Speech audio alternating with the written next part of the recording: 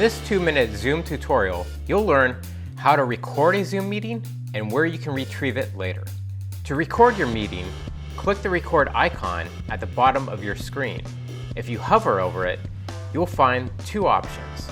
The record on this computer option will save to your computer locally in an MP4 format.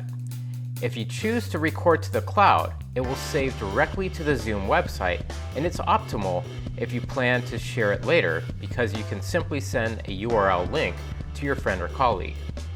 If you are not seeing an option to record to the cloud, that's probably because you have the free plan, which means you are saving to your computer. Premium plans include cloud storage.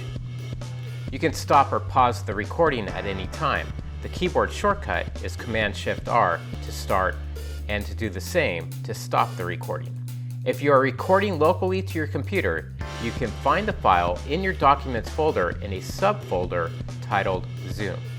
If you find this video useful, be sure to like it and please subscribe to this channel and click the bell so you get notified when new videos are released.